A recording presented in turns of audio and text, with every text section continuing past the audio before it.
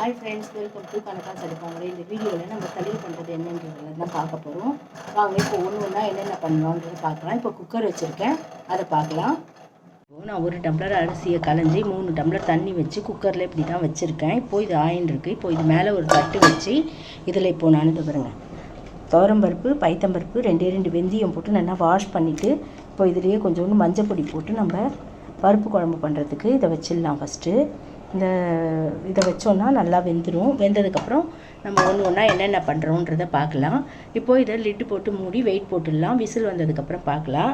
அதுக்கப்புறம் இந்த பாருங்கள், இந்த பக்கம் குடிக்கிறதுக்கு வெந்நீர் வச்சுட்டேன். வெந்நீர் வச்சா தான் நம்மளை சாப்பிடும்போது கரெக்டாக இருக்கும். அதனால் ஃபஸ்ட்டே காலம்பரை எழுந்த உடனேவே வெந்நீரை வச்சு எடுத்து வச்சிட்டோன்னா சூப்பராக இருக்கும். அதனால தான் ஆறி சாப்பிடும்போது கரெக்டாக இருக்கும். அதனால் வச்சுருக்கேன். இந்த பக்கமும் சாதமும் பருப்பும் வச்சுருக்கேன்.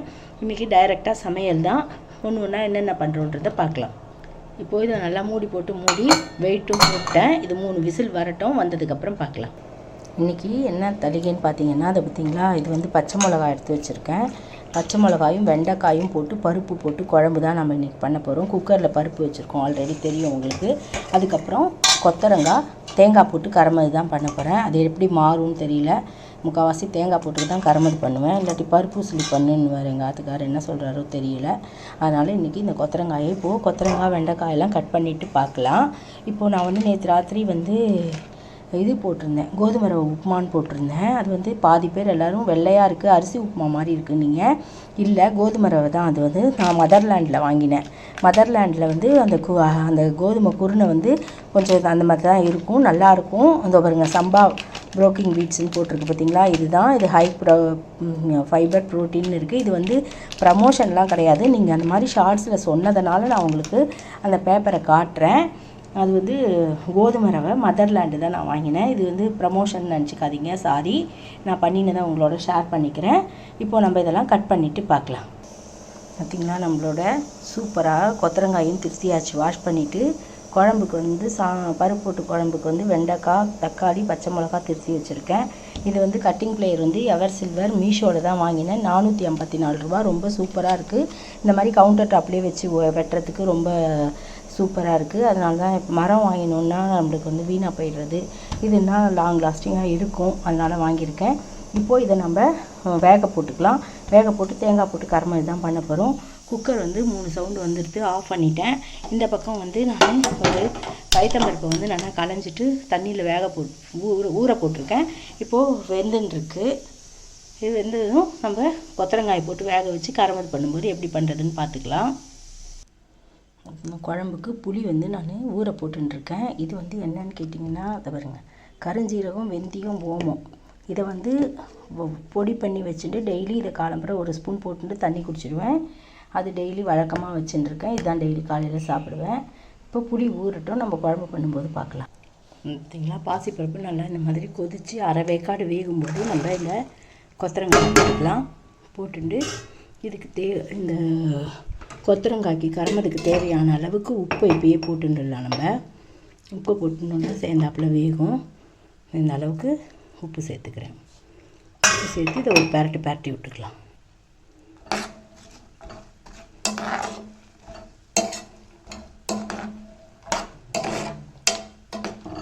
இது நல்லா வேகட்டும். வந்ததுக்கப்புறம் நம்ம அப்புறமா அந்த பக்கம் எப்படி பருப்பு குழம்பு பண்ணுறதுன்றதை பார்க்கலாம். ஆல்ரெடி நம்ம சேனலில் இருக்குது. நான் இன்றைக்கி பண்ணுறேன், அதனால் உங்களோட ஷேர் பண்ணிக்கிறேன். இது என்னென்னு பார்த்தீங்கன்னா, இன்றைக்கி தை வெள்ளிக்கிழமைன்றதுனால திருக்கண்ணமது பண்ணுறதுக்காக இந்த மாதிரி ஜவ்வரிசி இந்த கரண்டியால் 1 போட்டுருக்கேன். இப்போது இன்னொன்று போட்டுக்கிறேன். இந்த கரண்டியால் 2 கரண்டி போட்டு நல்லா வாஷ் பண்ணிவிட்டு ஊற வச்சுருவேன். ஊற வச்சுட்டு குக்கரில் வேக வச்சோன்னா சூப்பராக வெந்துடும். நடுவில் கடுக்குன்னுலாம் இல்லாமல் சூப்பராக வெந்துடும். அந்த மாதிரி வேக வச்சு பாயசம் பண்ணும்போது பார்க்கலாம். இப்போது நான் இதை நல்லா வாஷ் பண்ணிவிட்டு ஊற வச்சுக்கிறேன். இந்த பக்கம் அதுக்குள்ளே இங்கே பாருங்கள், கொத்தரங்காய் இந்த மாதிரி நல்லா வெந்துருக்கு. இது வேகட்டும். வெந்ததுக்கப்புறம் நம்ம வடியை போட்டு கரமது திறம் பாரும்போது எப்படி பண்ணுறதுன்றதை பார்க்கலாம். இப்போது நான் இந்த ஜவ்வரிசியை நல்லா வாஷ் பண்ணிவிட்டு நல்ல ஜலத்தில் ஊற போட்டிருக்கேன். இது கொஞ்சம் நாள் ஊறட்டும். ஊறினதுக்கப்புறம் நம்ம குக்கரில் வைக்கும்போது பார்க்கலாம். பார்த்தீங்களா, நம்மளோட குக்கர் நல்லா திறக்க வந்துருக்கு. தெரியுது அவங்களுக்கு, பருப்பு வெந்திருக்கு, கீழே சாதம் இருக்குது. இப்போது இதை எடுத்து நம்ம கீழே வச்சுக்கலாம். பருப்பு எடுத்து கீழே வச்சுட்டு சாதத்தை பாருங்கள். சாதம். இது அப்படியே இருக்கட்டும். இதுதான் பருப்பு. இப்போ நம்ம குழம்பு எப்படி பண்ணுறதுன்னு பார்க்கலாம். இந்த கொத்தரங்காய் கூட நல்லா வெந்துடுத்து. இதை நம்ம இப்போ எடுத்து வடியை போட்டுக்கலாம். இதை இப்போது கொத்தரங்காய் வெந்துடுத்து. இதை ஆஃப் பண்ணிவிட்டு இந்த பக்கம் குழம்பு பண்ணுறது எப்படின்னு பார்க்கலாம். நான் இன்றைக்கி இண்டஸ் வேலியோட அந்த பாத்திரம் தான் வச்சுருக்கேன். இப்போது குழம்பு பண்ணுறதுக்கு நம்ம அடுப்பை வந்து ஸ்டவ்வை மூட்டிக்கலாம். மூட்டின்ட்டு சிம்மில் வச்சுட்டு அதுக்குள்ளே இதை நான் வந்து வடியை போட்டுக்கிறேன். பார்த்திங்கன்னா நம்மளோட பருப்பு வெந்தயம் போட்டு வேக வச்சோம் இல்லையா, அதை நல்லா கரண்டியாலேயே மசிச்சா நல்லா மசிச்சுக்கும். இந்த கொத்தரங்காயும் நல்லா வடியை போட்டு எடுத்து வச்சுட்டுருக்கேன். இப்போது இந்த பக்கம் குழம்புக்கும் இந்த பக்கம் குழம்புக்கும் இந்த பக்கம் கரமதுக்கும் எண்ணெய் ஊற்றிருக்கேன். எண்ணெய் நல்லா காஞ்சிடுது. இப்போது கரமதுக்கு 2 வரமிளகாயை அதில் போடுறேன். அது போட்டதுக்கப்புறம் கடுகு 1 ஸ்பூன். நான் அந்த வேக வச்சதுலேயே தான் போட்டிருக்கேன், அதனால் அப்படி இருக்குது. கடுகு 1 ஸ்பூன், உளுத்தம்பருப்பு 1 ஸ்பூன், கடலைப்பருப்பு 1 ஸ்பூன் கரமதுக்கு. இது நல்லா கோல்டன் ப்ரௌனாக ஆகட்டும். இந்த தேங்காய் போட்ட கரமதுக்கு காரம்னு பார்த்தீங்கன்னா நம்ம போடுற இந்த வரமிளகா மட்டும்தான். இப்போது கடுகு வெடித்து கடலைப்பருப்பு உளுத்தம்பருப்பு நல்லா செவந்துடுது. இப்போது இந்த ஸ்டேஜில் நம்ம வேக வச்சு எடுத்து வச்சுருக்கிற கொத்தரங்காயை சேர்த்துக்கலாம். நம்ம ஏற்கனவே ஆல்ரெடி உப்பு போட்டு தான் வேக வச்சுருக்கோம், அதனால் உப்பு வேண்டாம். இப்போது இதில் வந்து நல்லா வதக்கி விட்டுட்டு இதில் கொஞ்சோண்டு கொஞ்சமாக பெருங்காயம், இதுலேயே மஞ்சள் பொடி சேர்த்துக்கலாம். மஞ்சள் பொடி சேர்த்து நல்லா கலரி விட்டுட்டு ஒரு அரை மூடி தேங்காய் இருக்கும் திருகி வச்சுருக்கேன், அதை போட்டு கலந்துட்டோன்னா நம்மளோட சூப்பரான தேங்காய் போட்ட கொத்தரங்காய் கரமது ரெடி ஆகிடும். இந்த மாதிரி நீங்கள் ட்ரை பண்ணதில்லைன்னா ட்ரை பண்ணி பாருங்கள். இதில் no onion, no garlic, no tomato எதுவுமே கிடையாது. இது ரொம்ப சூப்பராக இருக்கும். சாதத்துக்கு தொட்டுன்னு சாப்பிட்றதுக்கும் நல்லாயிருக்கும். இதால் முதல் சாதத்துக்கு ரெண்டு பிடி நெய் குத்தி பிசைஞ்சு சாப்பிட்டாலும் சூப்பராக இருக்கும். இப்போது இந்த ஓசை அடங்கினோடனே தேங்காயை போட்டு இறக்கிடலாம். இதுலேருந்து தண்ணியெலாம் நல்லா சுண்டி நல்லா இதுவாகிடுது. இப்போ நம்ம வடியை வெட்டு தான் போட்டிருக்கோம். இப்போது இதில் நம்ம ஒரு அரை மூடி இருக்கும் தேங்காய் திருவி போட்டால் நல்லாயிருக்கும். அதனால் அரை மூடி தேங்காய் திருவி வச்சுருக்கேன். அதை போட்டு நம்ம நல்லா கிளறிட்டோம்னா சூப்பரான நம்மளோட கொத்தரங்காய் கரமது ரெடி ஆகிடும். தேங்காய் போட்டு கொத்தரங்காய் கரமது ரெடி ஆகிடும். தேங்காய் போட்டதுக்கப்புறம் நிறைய அடுப்பில் இருக்கக்கூடாது. இது எல்லா பக்கமும் சேர்கிற மாதிரி கலரி விட்டுட்டு நம்ம ஆஃப் பண்ணிட்டோம்னா நம்மளோட கரமது சூப்பராக ரெடி ஆகிடும். இப்போது இதை நான் ஆஃப் பண்ணிக்கிறேன். இதை அதுக்கப்புறம் ஒரு பாத்திரத்தில் மாற்றிக்கலாம். நம்ம இது பித்தளை பாத்திரம், பேன் தான், ஈயம் பூசி இருக்குது. பித்தளை பாத்திரம் தான், இது ஒன்றும் ஆகாது. இப்போது நம்ம அடுத்தது பருப்பு குழம்பு எப்படி பண்ணுறதுன்னு பார்க்கலாம். அதில் எண்ணெயும் நல்லா காஞ்சிடுது. இப்போது இதில் நம்ம வந்து குண்டு மிளகா ஒரு 4 போட்டுக்கலாம் வாசனைக்கு. மிளகா நல்லா இது பண்ணோடனே கடுகு, குழம்புக்கு தேவையான அளவுக்கு கடுகு, வெந்தயம் நம்ம பருப்பில் வேக வச்சுருக்கோம். இருந்தாலும் திறம்பாரினா 2 திறம்பாரி இருக்கேன், நல்லா வாசனையாக இருக்கும்.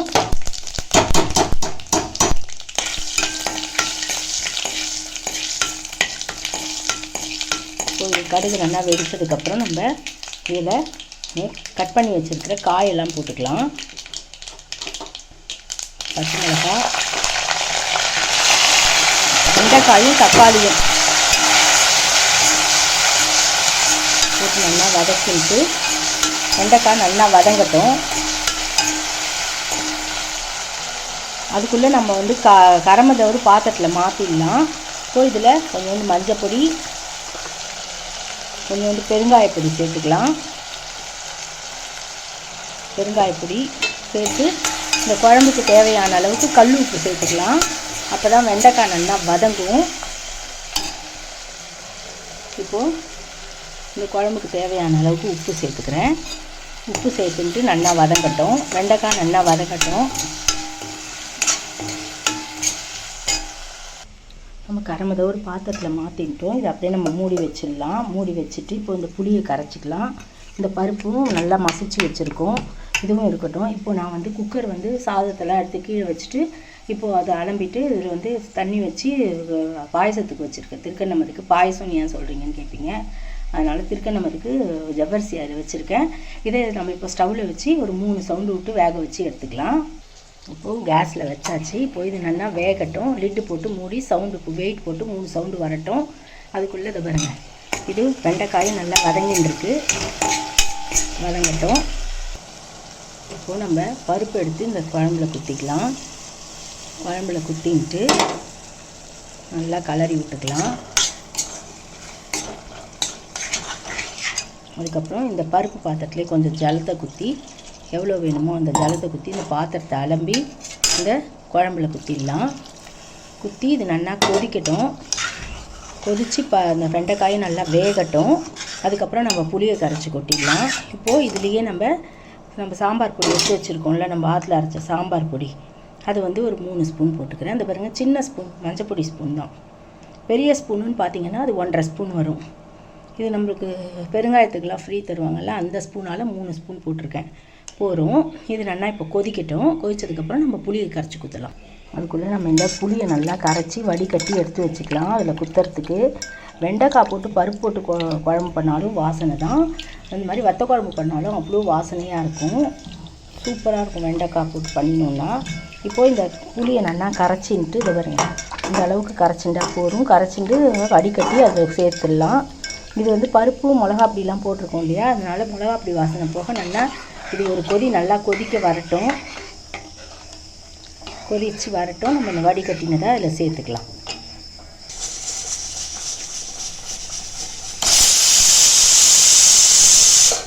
பாயசத்துக்கு வச்சோம்ல ஜவ்வரிசி திருக்கணமதுக்கு, அது வந்து நல்லா இப்போது விசில் வந்துருக்கு. 3 சவுண்டு வந்ததுக்கப்புறம் ஆஃப் பண்ணுறேன். தளிகை பண்ணதுக்கப்புறம் கேஸ் அடுப்பு இப்படி தான் இருக்குது. கடுகெல்லாம் தெரித்து எண்ணெய் சிந்தி எல்லாம் இருக்குது. இப்போது நம்ம இதை தளிகையெல்லாம் பண்ணி கீழே இறக்கி வச்சோடனே கேஸ் மூடையை ஒரு தடவை தொடச்சிடுவோம். தொடச்சிட்டோன்னா நீட்டாகிடும். இப்போது இந்த குழம்பு வந்து இப்போது நம்ம புளி குத்தி இது பண்ணதுக்கப்புறம் நல்லா கொதிக்கிறது. மிளகா பொடி போட்டு பருப்பு போட்டது இந்த மாதிரி கொதிக்கிறது. கொதித்ததுக்கப்புறம் நம்ம புளி கரைச்சி வச்சுருக்கோம் இல்லையா, அதை இதில் சேர்த்துக்கலாம். அவ்வளோதான். இதை சேர்த்து நல்லா கொதிக்கட்டும். 2 சவுண்டு வந்திருக்கு. இது புளி வாசனை போக நல்லா கொதிக்கட்டும். நம்ம அதுக்கப்புறம் பாத்திரத்தில் மாற்றிக்கலாம். இப்போ கொதிக்கட்டும். நம்மளோட சூப்பரான வெண்டைக்காய் பருப்பு குழம்பு ரெடி ஆகிடுது. இப்போது கடைசியாக வந்து கருவேப்பிலை கொத்தமல்லி தூவி இறக்கிட்டோன்னா நம்மளோட குழம்பு ரெடி ஆகிடுது.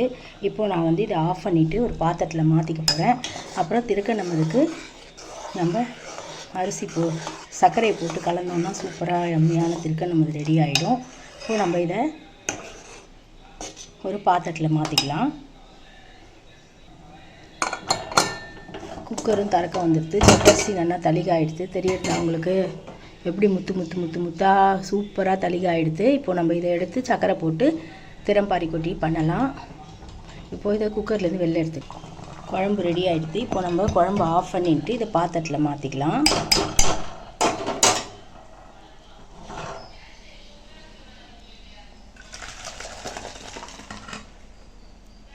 வச்சுட்டு இதை நம்ம வேக போட்டுட்டு இந்த குழம்பு ரெடி ஆகிடுச்சு. இப்போது நம்ம திருக்கணமது பண்ணிக்கலாம்.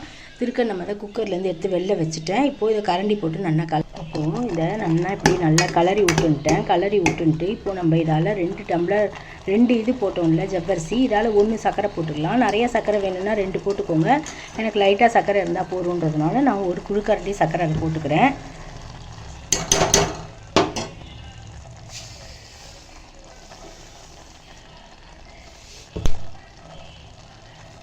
சர்க்கரையை போட்டு நல்லா கலரிட்டு நெய்யில் ஏலக்காய் பொடி முந்திரி பருப்பு திறம்பாரிட்டோம்னா சூப்பரான நம்மளோட இன்னும் கொஞ்சம் வேணுனாலும் சர்க்கரை போட்டுக்கலாம். ஒரு 1.5 கரண்டி போட்டுருக்கேன்னு வச்சுக்கோங்களேன்.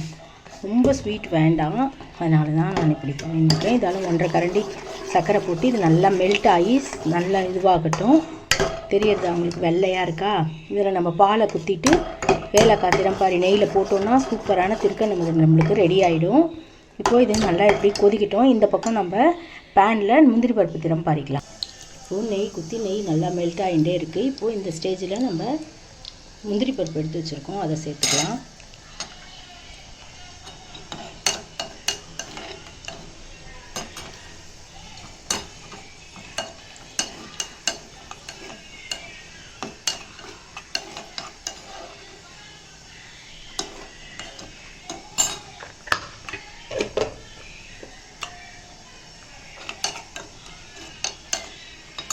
இந்த சூட்லேயே நல்லா இதுவாகிடும்.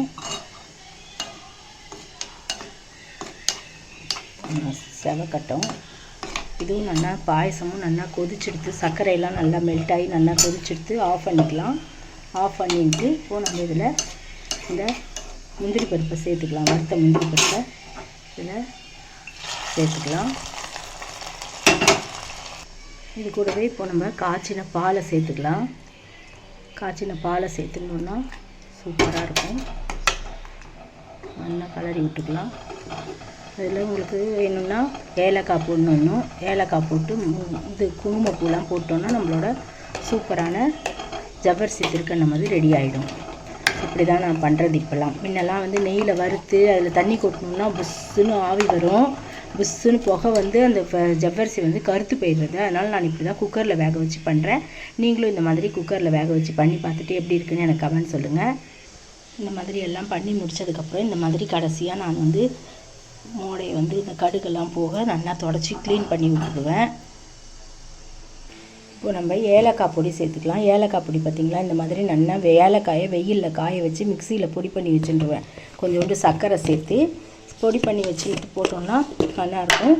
இப்போது ஏலக்காய் வந்து ஒரு ஸ்பூன் போடும், ஒரு சிட்டிகை சேர்த்துக்கலாம். இந்த அளவுக்கு ஏலக்காய் பொடி. இது கூட வேணும்னா உங்களுக்கு பிடிச்சதுன்னா குங்குமப்பூ இருந்தால் போட்டுக்கலாம். நான் அதெல்லாம் இன்றைக்கி எதுவும் போடல. இதோட முடிச்சுக்கிட்டேன்.